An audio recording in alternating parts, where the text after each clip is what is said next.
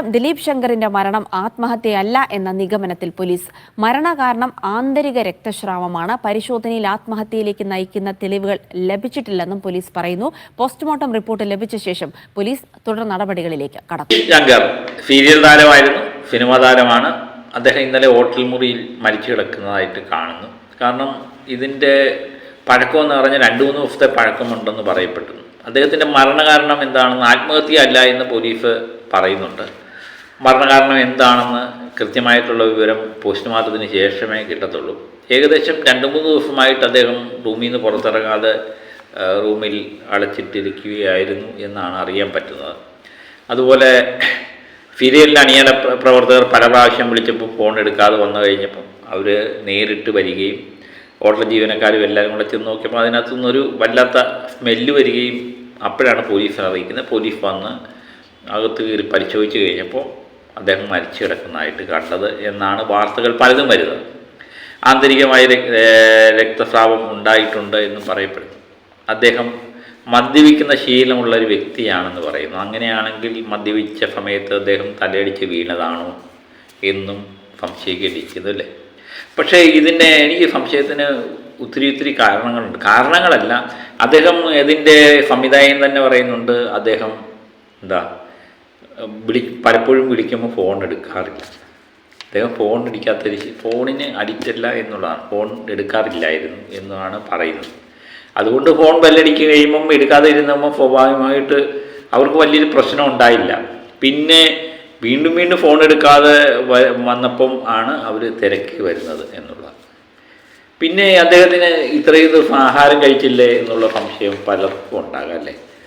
ഈ ഇത്രയും ദിവസം ആഹാരം കഴിക്കാതെ ഇരുന്നപ്പോൾ ആരും അന്വേഷിച്ചില്ലേ എന്ന് ചോദിക്കാം. അപ്പം ആ റെസ്റ്റോറൻറ്റിൻ്റെ ഉടമ ഈ ജീവനക്കാരൻ പറയുന്നത് സ്ഥിരമായിട്ട് അദ്ദേഹം ആഹാരം കഴിക്കുമായിരുന്നു. കാരണം അവിടെ ഉള്ള സമയത്ത് എല്ലാ സമയത്തും അവർ വിചാരിക്കുന്നത് സീരിയലിൻ്റെ ഷൂട്ടിങ്ങിന് കൂടെ പോവുകയാണ്, അവിടെ സെറ്റിലായിരിക്കും, ആഹാരം ആണെന്നൊക്കെയാണ് പറയുന്നത്. അപ്പം അദ്ദേഹത്തിൻ്റെ വാക്കുകൾ നമുക്കൊന്ന് കേൾക്കാം. ദിവസമായിട്ട് കാണാത്ത റൂം ബോയ്സ് ശ്രദ്ധിച്ചു കഴിഞ്ഞപ്പോൾ പിന്നെ ലീഗലായിട്ട് തന്നെ കോട്ടയത്ത് പോലീസ് വിവരം അറിയിച്ചു. അവർ വന്നു, അതിൻ്റെ പ്രൊസീജിയർ അനുസരിച്ച് മുന്നോട്ട് പോകുന്നു. റെസ്റ്റോറൻറ്റിലെ ആളാണ്, റെസ്റ്റോറൻറ്റ് ഇൻചാർജാണ്. അപ്പോൾ റെസ്റ്റോറൻറ്റിൽ അദ്ദേഹം ഫുഡ് കഴിക്കാൻ വരാറുണ്ട്, ഇടയ്ക്കിടയ്ക്ക് വന്ന് കഴിക്കും. ഇവിടെ ചിലപ്പോൾ 3 ദിവസം 4 ദിവസമൊക്കെ ഉണ്ടാവാറുണ്ട്. അപ്പോൾ ഷൂട്ടിന് പോകും, ചിലപ്പോൾ ഷൂട്ടിൽ 3 ദിവസം 4 ദിവസം ഒരു ഷെഡ്യൂൾ കാണുള്ളൂ. ആ പ്രൊഡക്ഷനിൽ നിന്നാണ് ഫുഡ് ഏർപ്പാട് ചെയ്യുന്നത്. അത് ഇവിടുത്തെ ഓപ്പറേഷൻ മാനേജർ പറയുന്നതനുസരിച്ച് അവർക്ക് നമ്മൾ ഫുഡ് കൊടുക്കുന്നു വരുന്നു. അത്രയും നമുക്ക് അറിയാൻ പറ്റുള്ളൂ. അപ്പോൾ എത്ര ദിവസം ഉണ്ടായെങ്കിലും നമുക്കറിയില്ല. അപ്പോൾ രാവിലെ ഫുഡ് കഴിച്ചിട്ട് പോയി കഴിഞ്ഞാൽ, ഷൂട്ടിന് പോയി കഴിഞ്ഞാൽ രാത്രി എപ്പോഴെങ്കിലും ആയിരിക്കും വരിക. അപ്പോൾ നമുക്കറിയാൻ പറ്റും. അവസാനം എന്നാണ് ഞങ്ങൾക്ക് ഓർമ്മയില്ല. 2-3 ദിവസമായിട്ട് ഇവിടെ ഉണ്ടായിരുന്നു. ഇല്ല, റെസ്റ്റോറൻറ്റിൽ വന്ന് ഫുഡ് കഴിക്കുകയുള്ളൂ. 2 ദിവസമായിട്ട് റെസ്റ്റോറൻറ്റിലേക്ക് വരുന്നില്ല. ഇല്ല, നമുക്ക് പറയാൻ പറ്റില്ല. അവർ പ്രൊഡക്ഷനിലായിരിക്കും എന്നല്ലേ നമുക്ക് പറയാൻ പറ്റില്ല. അല്ലെങ്കിൽ ഷൂട്ട് അവരുടെ ഷെഡ്യൂൾ കഴിഞ്ഞു വേണമെന്ന് നമുക്ക് വിചാരിക്കാൻ പറ്റും. അപ്പോൾ നമുക്ക് അങ്ങനെ അവരെ ഇത് അറിയാൻ പറ്റത്തില്ല. നമുക്ക് റെസ്റ്റോറൻറ്റിൽ വന്നാൽ മാത്രമേ നമുക്ക് ഒരുമായിട്ട് ബന്ധമുള്ളൂ. അപ്പം കുറച്ച് ദിവസമായിട്ട് കാണാതിരുന്നപ്പോൾ സ്വാഭാവികമായിട്ട് സീരിയലിൻ്റെ താരങ്ങളെല്ലാം പൊതുവെ അങ്ങനെ ആയിരിക്കാം. സിനിമയിലൊക്കെ അഭിനയിക്കുന്നവർ അവർ ഇവിടുന്നെങ്കിലുമൊക്കെ വേറെ ആഹാരം കഴിക്കാം. അവർ പുറത്ത് പോകുന്നത് പോലും ആരും അറിയാറില്ലായിരിക്കാം. പ്രത്യേകിച്ച് റെസ്റ്റോറൻറ്റ് ജീവനക്കാർ അറിയണമെന്നില്ലല്ലോ. അവർ പുള്ളി ഉള്ള സമയത്ത് വന്ന് ആഹാരം കഴിക്കുമായിരിക്കാം, അറിയില്ല. പക്ഷേ എന്നെ സംശയിപ്പിക്കുന്ന വേറൊരു കാര്യമുണ്ട്. പുള്ളി ആർക്കും ഫോൺ ചെയ്തിട്ടില്ലേ എന്നുള്ളതാണ് സംശയം. 2-3 ദിവസമായിട്ട് പുള്ളി ആർക്കും ഫോൺ ചെയ്യാതിരിക്കുക, പ്രത്യേകിച്ച് വീട്ടുകാർക്ക് പോലും ഫോൺ ചെയ്തില്ല എന്ന് പറയുന്നത് അതിന് എന്തുമാത്രം, ആരെയും വിളിച്ചതായിട്ട് പറയുന്നതേ ഇല്ല. ആരുടെയും വീഡിയോ കോൾ പറയുന്നില്ല, അച്ഛൻ എന്നെ വിളിച്ചു അല്ലെങ്കിൽ വീട്ടുകാരെ വിളിച്ചിരുന്നു എന്നൊന്നും ആരും പറയുന്നത് കേൾക്കുന്നതേ ഇല്ല. അദ്ദേഹം ഒരു മദ്യപാനിയാണെന്ന് പറയുന്നു. അദ്ദേഹത്തിൻ്റെ റൂമിൽ നിന്ന് മദ്യക്കുപ്പിയിൽ കിട്ടിയെന്ന് പറയുന്നു. അങ്ങനെയെങ്കിൽ അദ്ദേഹം വെള്ളമടിച്ച് തലയിടിച്ച് താഴെ വീണതാകാം. ഇതൊരു സംശയമാണ്. അതിൻ്റെ ഒരു റിപ്പോർട്ട് വന്നിട്ടുണ്ടായിരുന്നു, നമുക്കതൊന്ന് കേൾക്കാം. സാഹചര്യ തെളിവുകളുടെ അടിസ്ഥാനത്തിലും അതിനോടൊപ്പം തന്നെ പ്രാഥമികമായി നടത്തിയ പരിശോധനയുടെ അടിസ്ഥാനത്തിലുമാണ് ഇപ്പോൾ ഈ മരണത്തിൽ അസ്വാഭാവികതയില്ല എന്ന ഒരു നിഗമനത്തിലേക്ക് പോലീസ് എത്തിയിരിക്കുന്നത്. ആത്മഹത്യയോ അല്ലെങ്കിൽ മറ്റെന്തെങ്കിലും ദുരൂഹതയുള്ളൊരു മരണമോ ആണെന്ന് പോലീസ് ഈ ഘട്ടത്തിൽ ഇതിനെ അനുമാനിക്കുന്നില്ല. പകരം സ്വാഭാവികമായിട്ടുണ്ടായിരുന്ന അദ്ദേഹത്തിന്റെ ആരോഗ്യ പ്രശ്നങ്ങൾ മൂലമുണ്ടായ രോഗമായിരിക്കാം എന്ന ഒരു നിഗമനത്തിലേക്കാണ് ഇപ്പോൾ കാര്യങ്ങൾ പോകുന്നത്. അതിന് പ്രധാനപ്പെട്ട കാരണം അദ്ദേഹത്തിന്റെ തലയിൽ ആന്തരിക രക്തസ്രാവം ഉണ്ടായതിനെ തുടർന്നാണ് മരണം സംഭവിച്ചിരിക്കുന്നത് എന്നതാണ് ഒരു പ്രധാനപ്പെട്ട കാര്യം. അതിൽ 3 സാധ്യതകളാണ് പ്രധാനമായും പോലീസ് നേടുന്നത്. ഒന്ന്, അദ്ദേഹം നിലത്ത് തലയടിച്ച് വീണിരിക്കാനുള്ള ഒരു സാധ്യത ഉണ്ടോ എന്ന കാര്യം പോലീസ് പരിശോധിക്കുന്നുണ്ട്. അങ്ങനെയെങ്കിൽ അത് അത്തരത്തിലൊരു അപകടം ഉണ്ടായി, ആ അപകടം ദീർഘനേരം അങ്ങനെ കിടന്ന് രക്തസ്രാവം ഉണ്ടായി മരണം സംഭവിച്ചതാകാമെന്ന് പോലീസ് കണക്കുകൂട്ടുന്നുണ്ട്. അതോടൊപ്പം തന്നെ അദ്ദേഹത്തിന് സാരമായ രീതിയിൽ, ഗുരുതരമായ രീതിയിൽ കരൾ പ്രശ്നങ്ങൾ ഉണ്ടായിരുന്നു. ആ കരൾ പ്രശ്നങ്ങൾ മൂലമുണ്ടായ രക്തസ്രാവം അത് ഹെമറേജിലേക്കോ മറ്റേതെങ്കിലും ആരോഗ്യ പ്രശ്നങ്ങളിലേക്ക് നയിച്ച് അങ്ങനെ അത് ഒരു ആന്തരിക രക്തസ്രാവത്തിലേക്ക് നയിച്ചതാണോ എന്ന സംശയം കൂടി പോലീസിനുണ്ട്. അതോടൊപ്പം തന്നെ ഇദ്ദേഹത്തിന്റെ മുറിയിൽ നിന്ന് 2-ലധികം മദ്യക്കുപ്പികൾ കണ്ടെത്തിയിരുന്നു. ഇദ്ദേഹം മദ്യപിച്ചിരുന്നു. ഈ മരണം സംഭവിച്ച ദിവസം അദ്ദേഹം മദ്യപിച്ചിരുന്നു. അത്തരത്തിലുള്ള വിവരങ്ങളെല്ലാം തന്നെ പോസ്റ്റ്മോർട്ടം റിപ്പോർട്ടിലൂടെ മാത്രമേ അറിയാൻ സാധിക്കുകയുള്ളൂ. അപ്പം അങ്ങനെയാകാം, അല്ലെങ്കിൽ അദ്ദേഹത്തിന് കരൾ രോഗം ഉണ്ടായിരുന്നു എന്ന് പറയുന്നു. അത് ഗുരുതരമാണോ എന്നും നമുക്കറിയില്ല. അദ്ദേഹം പക്ഷേ പലരും അദ്ദേഹത്തെ ഗുണദോഷിക്കാറുണ്ടായിരുന്നു. ഈ അടുക്കും ചിട്ടയുമായിട്ട് ജീവിക്കണമെന്നൊക്കെ പലരും ഗുണദോഷിച്ചത് ഉണ്ടായിരുന്നു എന്ന് ഫിരിയൽ തന്നെ അദ്ദേഹത്തിൻ്റെ സുഹൃത്തുക്കൾ തന്നെ പറയുന്നുണ്ട്. അതിന് യാതൊരു ശ്രദ്ധയുമില്ലായിരുന്നു. പക്ഷേ ഒരിടത്ത് പോലും ആ കുടുംബവുമായിട്ട് നല്ല സ്നേഹത്തിൽ താമസിക്കുന്ന ഒരു വ്യക്തി, സ്വാഭാവികമായിട്ട് എനിക്കുണ്ടായൊരു സംശയമാണ്. അപ്പോൾ സ്വാഭാവികമായിട്ട് വീട്ടുകാരെ വിളിച്ച് സംസാരിക്കുക, എല്ലാ ദിവസവും വൈകുന്നേരങ്ങളും രാവിലെയൊക്കെ വീട്ടുകാരെ വിളിച്ച് സംസാരിക്കുക, അല്ലെങ്കിൽ പുള്ളി വിളിച്ച് സംസാരിച്ചില്ലെങ്കിൽ വീട്ടുകാരെങ്കിലും സംസാരിക്കണ്ടേ? അപ്പോൾ ഈ കുറച്ച് ദിവസമായിട്ട് വീട്ടുകാരെ വിളിച്ചില്ലേ എന്നുള്ളതാണ് എൻ്റെ ഒരു സംശയം. കാരണം അപ്പോൾ ഒരു ദിവസം വിളിച്ച് കണ്ടില്ലെങ്കിൽ വേറെ ആരെയോടെങ്കിലും വിളിച്ച് നമ്മൾ സ്വാഭാവികമായിട്ട് പറയത്തില്ലേ, ഈ പുള്ളി വിളിച്ചിട്ട് എടുക്കുന്നില്ല, ഒന്ന് പോയി നോക്ക്, ഏതെങ്കിലും വഴിയാരിയോ ആണോ എന്ന് തിരക്കത്തില്ലേ? അതൊന്നും സംഭവിച്ചില്ലേ? എനിക്ക് സംശയമാണിത്. കാരണം പോലീസ് ഇതിനെപ്പറ്റി ഒന്നും പറഞ്ഞില്ല. 2-3 ദിവസം ഒരു വ്യക്തി, പ്രസിദ്ധനായൊരു സീരിയൽ താരം അവിടെ തിരുവനന്തപുരം ഷൂട്ടിങ്ങിന് വന്നിട്ട് 2-3 ദിവസം അദ്ദേഹം റൂം അടച്ചിട്ട് കഴിഞ്ഞിട്ട് പോലും 3-ാമത്തെ ദിവസം മണം അടിച്ചതിന് ശേഷമാണ് അറിയുന്നതെന്ന് പറയുമ്പോൾ അതൊരു മാതിരി എന്താ പറയുന്നത്, നമ്മളെ ഞെട്ടിപ്പിക്കുന്ന ഒരു സംഭവം തന്നെ അല്ലേ? വീട്ടുകാർ പോലും അതിൻ്റെ ഇടയ്ക്ക് വിളിക്കുന്നില്ല എന്നൊക്കെ പറഞ്ഞു കഴിഞ്ഞാൽ എന്താണെന്ന് മനസ്സിലാവുന്നില്ല.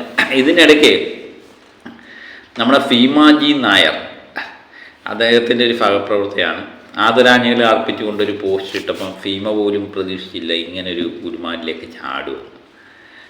ഫീമ അദ്ദേഹത്തിൻ്റെ ഫോട്ടോ ഉൾപ്പെടെ ഇട്ടുകൊണ്ട് ഇങ്ങനെ എഴുതി, ആദരാഞ്ജലികൾ, 5 ദിവസം മുമ്പേ എന്നെ വിളിച്ചതില്ലേ നീ?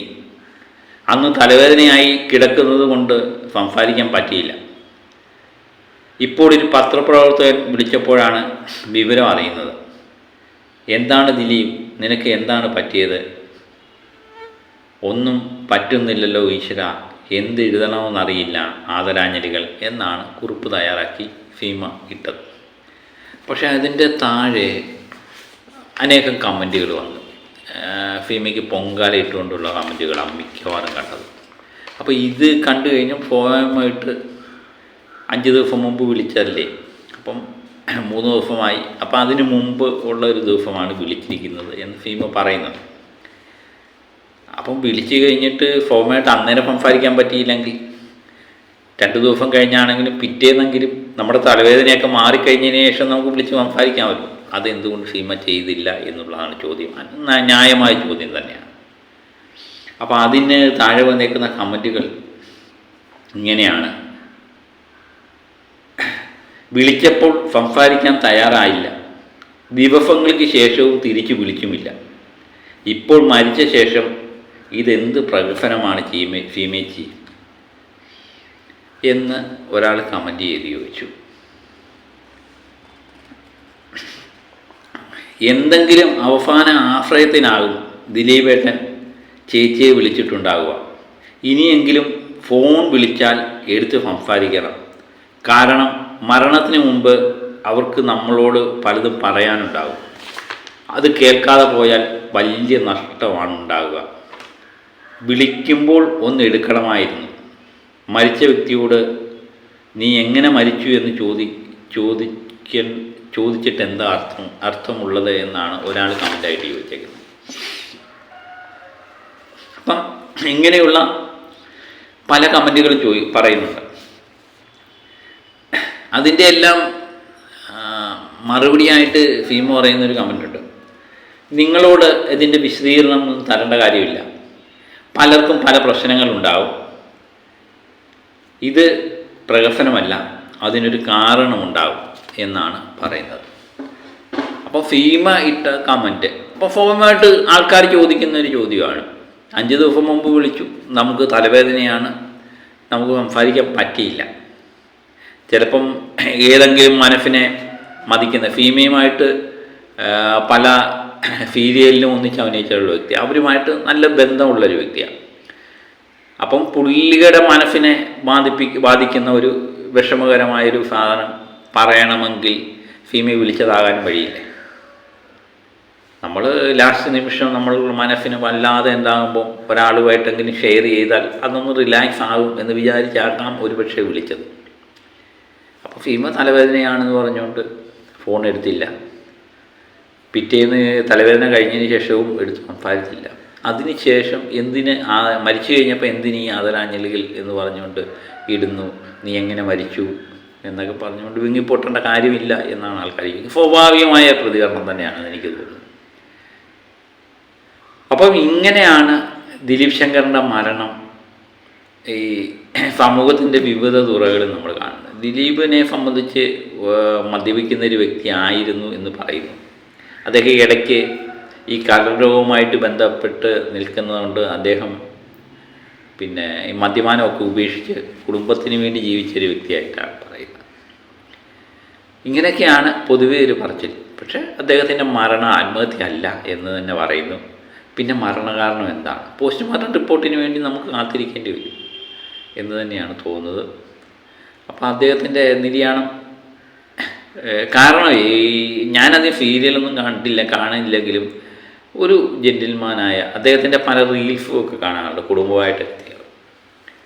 അപ്പം പൊതുവെ മാന്യനായ ഒരു മനുഷ്യൻ എന്നാണ് നമുക്ക് തോന്നിയത്. നേരിട്ടുള്ള പരിചയപ്പെടലോ സംസാരമൊന്നും നമുക്കില്ലല്ലോ, നമ്മൾ സാധാരണക്കാരാണ്. അപ്പം നമ്മൾ നേരിട്ട് കാണുമ്പോൾ ഓരോ മനുഷ്യൻ്റെ മനസ്സിൽ എന്താണ്, അവരുടെ ജീവിതം എന്താണെന്നൊക്കെ ചിലപ്പോൾ നമ്മൾ നോക്കിക്കാണുന്ന പോലെ ആയിരിക്കത്തില്ല ചില പുള്ളി ഇല്ലേ. പുള്ളിക്ക് അനേകം വിഷമങ്ങൾ കാണും, മനസ്സ് വിങ്ങുകയായിരിക്കും, അതൊന്നും നമുക്കറിയില്ല. അപ്പം പോസ്റ്റ്മോർട്ടം റിപ്പോർട്ട് മരണകാരണം എന്താണെന്ന് വ്യക്തമാവും. അതുവരെ നമുക്ക് കാത്തിരിക്കാം. മറ്റൊരു വിഷയമായി വീണ്ടും എത്താം. ഓക്കെ.